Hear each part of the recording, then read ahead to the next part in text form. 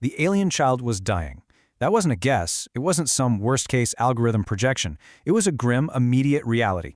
Every single piece of advanced medical tech, every biosensor on that station, was confirming the exact same fatal trajectory.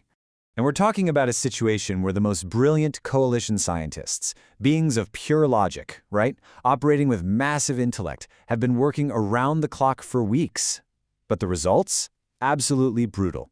No cure, no treatment, zero hope. Their beautifully elegant, mathematically perfect science was just completely shattering against an illness that was chaotic, highly adaptive, and worst of all, it specifically targeted their biology. To put the terrifying scale of this into perspective, 50%. That's not a distant projection. The disease had already wiped out half the colony before the outside universe even realized the quarantine had failed. The dead were literally being counted by the thousands. By all logical metrics, it was over. And then, the humans showed up. Now, the station commander almost didn't even let them through the airlock, because to the coalition, humans were these wildly unpredictable, emotional, dangerous outsiders. Plus, our biology is completely incompatible with theirs. When the lead human doctor steps up and calmly offers to help, the commander's just staring at him in sheer disbelief, like, you don't even understand the basics of our biology. And the doctor, he actually agrees. He admits they have almost no idea what they're doing, but his justification for jumping in anyway, quote, because humans are very good at trying impossible things. So reluctantly, mostly because the math of their survival was already at zero, the humans are let in. And the reality inside is just a waking nightmare. Medical wards spilling into the hallways, exhausted families collapsing on the floor. The whole place just reeks of ozone, sterile chemicals, and pure fear. The humans just walk through it silently. The doctor walks up to a little alien girl on a cot. Her mother is terrified, begging for a miracle. Now the doctor doesn't have a miracle. He turns to the alien nurse, looks at the flashing scans, and asks, what happens if we fail? The nurse says, she dies. His blunt, completely stubborn rationale? Then we can't make it worse. And this brilliantly illustrates a literal clash of two fundamentally different universes. On one hand, you have coalition science. It's elegant, it's logical, perfectly geometric, but it's entirely failing to stop the dying. On the other hand, the human method. It is undeniably messy, wildly improvised, running on scraps and instinct, but fiercely dedicated to surviving. The humans brought the one variable the advanced aliens literally couldn't compute: a complete refusal to give up. What happens next is a frantic, breathless, ticking clock sprint. They gut an entire cargo bay, turn it into a makeshift lab, and just go. No sleep, sparks flying from soldering irons, glass vials shattering as experiments fail. They start testing stuff that makes absolutely zero sense to the logical aliens. Old planetary medicines, extreme temperature shocks, you name it. They're just stacking hundreds of chaotic, failed attempts on top of each other. When one exhausted doctor physically collapses on the floor, another steps right over him and takes his place instantly. An alien researcher actually tries to protest, saying the methodology is unreliable. A human engineer, literally wiping grease off his face, just says, yeah, but sometimes humans survive things we absolutely shouldn't. But the days bleed together. More patients flatline. The station is just suffocating under this total loss of hope. Finally, the alien commander corners the lead human doctor. He snaps, tells him he's chasing fantasies and wasting their last hours.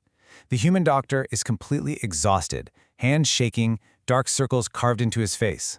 But he doesn't argue.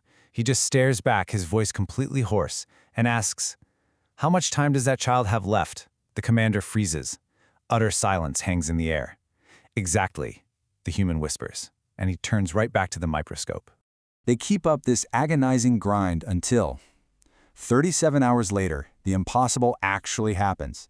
It wasn't some sudden cinematic miracle cure. It was just a single rhythmic beep on a heart monitor that had been silent a minute before. One patient's ashen skin subtly shifted color. They stabilized. Then a second monitor chimes in, then another. The disease wasn't cured, but that rapid fatal freefall? They finally hit a wall. Chaos erupts in the wards, but for the first time in weeks, it's the chaos of salvation. Now, what's really interesting about this is how the alien scientific community reacted. They were utterly baffled. The treatment wasn't elegant. It wasn't chemically efficient. It was this chaotic cocktail of 100 failed attempts mashed together until something clicked. It completely violated coalition logic. One scientist is staring at the data, completely stunned, and just flatly says, "This should not function." The human doctor, leaning against a wall, barely able to stand, just gives this weak smile and says, "Welcome to humanity." But actually scratch that relief. Because just as they think they have a handle on it, the climax arrives. The little alien girl, the one from the very beginning, she suddenly stops breathing. The alarms violently explode through the ward. The false dawn just shatters. Doctors are rushing in. The mother is screaming. It is absolute panic. And the human doctor, he reacts without a single fraction of a second of hesitation. He completely ignores the blaring automated safety warnings. He literally tears off his protective gloves and physically rips open the sterile containment seal, completely ignoring the massive contamination risks. You have to remember, this disease is highly contagious and entirely lethal. The alien staff is paralyzed in horror. He's breaching quarantine. Direct exposure could easily kill him, but he throws himself headfirst into this extreme lethal personal danger anyway. He just doesn't care. He throws his weight over the bed and starts manually restarting the child's heart himself, pushing down, again, again, and again. He's practically begging over the frantic sirens, just whispering desperately, come on, kid." And then the child gasps. It's this ragged, sharp intake of air. The monitor spikes and then settles into a steady, rhythmic beep. Pulse returning, breathing steady. She is alive. The sirens cut off, and there's just this heavy, absolute silence in the room. Just the exhausted breathing of the doctor and the low hum of the machines. The mother collapses to the floor in tears, and the alien nurses are just frozen. They literally cannot process what they just witnessed.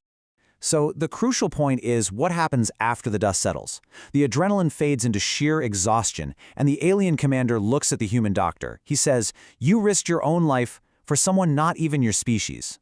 The doctor just wipes the sweat from his face, genuinely confused by the statement. He simply replies, "She's a child. Like that one tiny detail explains the whole shebang." And, well, to the humans, it did.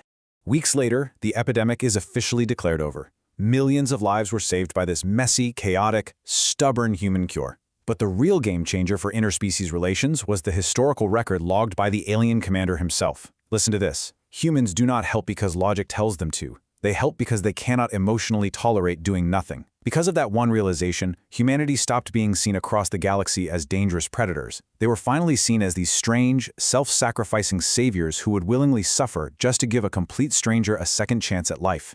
Which brings us to the profound emotional weight of this entire event. It leaves us with this incredibly powerful thought to sit with. In a vast universe governed by a cold, precise, unyielding logic, is our absolute greatest survival trait simply our stubborn, beautiful inability to walk away?